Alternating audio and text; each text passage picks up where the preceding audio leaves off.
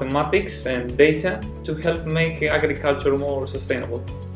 I work really on the interface between industry and academia, so I'm plant scientist by background, but over the last 10 years I'm working in an area called knowledge transfer. Well, my career has been largely with crop protection, so I've been helping farmers to detect when they have insects in the crop. I work with clients who want to register chemicals. If you buy something in a bottle, it should do what it says on the label and it should be safe to use. So my specific expertise is working out, is it safe to use? Crop management and improving crop yields and crop quality in a general sense, yeah.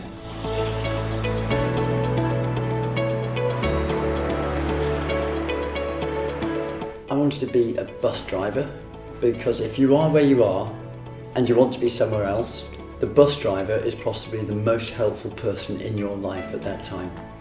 I wanted to be a medical doctor because my auntie was a doctor, but when I got to see her work in the hospital, I decided I wouldn't be able to be a doctor. You know, the person who collects the garbage, a mobile engineering wonder in front of you, collecting garbage and just eating it, you know, it would just disappear in seconds. And you were the one who would throw the garbage in this machine. I mean, what was more exciting than that?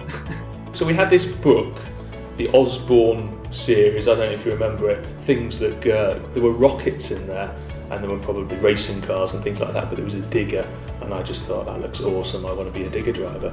And all of my friends wanted to be doctors and nurses and vets and things, and I wanted to be a digger driver.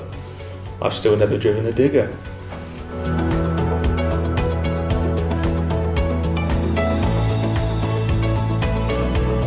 It's complexity. Patrick Moore, the famous astronomer, came to my school to give a talk, and I suddenly realised, having been going down a more sort of arts track, well actually it's science that I want to do. I've always had an interest in plant science, right from an early age. I've always liked the fact that plants stay where they are, you know, so if there is an environmental pressure, if you like, they have to withstand it and they have to adapt. There was a lot of really exciting stuff at that link between agriculture, environment and chemistry. And I was able to go through both school and university studying this and then go on and do a further degree in the same area. And at that point I was able to link up a bit of maths with the other interests, the more scientific interests, and that was exactly where I wanted to be, right from early on.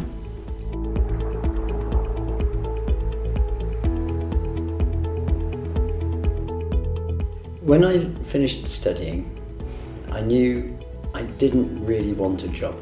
Well, when I finished my undergraduate, I didn't want to do any more study right away. I wanted to earn some money. I actually also wanted to see whether I still was passionate about science, to want to continue it as a career. So I chose academia over industry because you are free to explore a subject in any way you want. I'm passionate about translating knowledge into real sort of world outcomes and impacts. I'd always been interested in business, having essentially been brought up in a small business. I was interested in the business side of things, being able to apply science. Those were the key things that drew me to industry, I think. I think it's the linking between the two different worlds that I find most exciting about being in consulting. When I finished at Imperial College my undergraduate course, I was phoned and they said there's a job in southern Rhodesia. And I said, well, I'm sorry, I'm going to West Africa tomorrow by sea.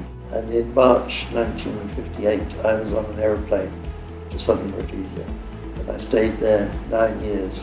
When I came back, I was greeted at Imperial College again to say they just advertised for a new post. So I just literally walked into it. There's none of the other people they approached was interested. I got made redundant again, and then I sort of thought, and then I contemplated staying, but but by that point I'd already decided I wanted to do a PhD. So I left to do the PhD. Best decision I ever made.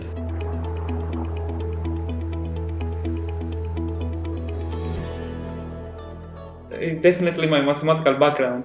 When I was an undergraduate, I didn't do paleontology, I did chemistry. I knew quite a lot of chemistry for a 21-year-old. Working in academia also has lots of transferable skills. Obviously there's the technical skills and you have to be able to provide the services that you claim to be able to provide. The other side is a friendliness, a flexibility, an ability to work with others, and ability to carry on even when things aren't going so well. People have different approaches, different ambitions. It's been important to realise, well, what are they getting at, and trying to balance the different things that people want.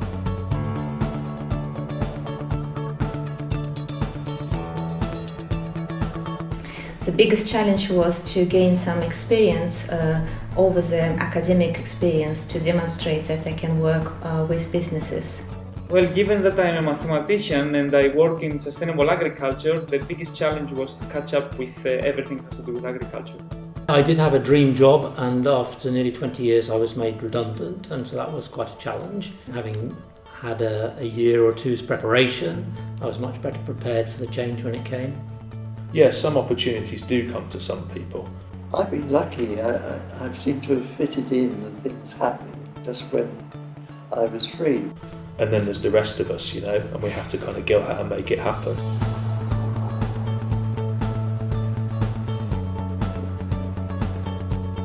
In agriculture, things have changed a great deal in terms of the reliance on chemicals.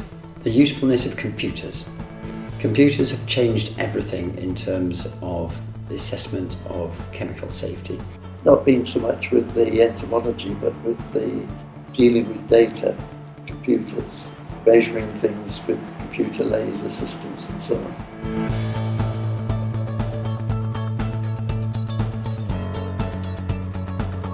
To manage to integrate insects in our diets as a protein source with lower environmental impacts.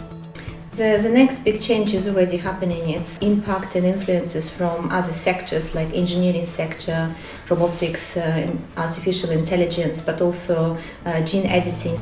Engineering sciences and information technology, they're all going to be really important in the future. I think it'll be in the area of precision agriculture, where as people across the world move to live in cities more and as much as labour. Development of robotics. I'm particularly interested in drones, to be able to treat crops without having to go through the crop itself. Again, it's computers, but at this time it's about the massive upscaling of computer power that's just coming into play at the moment.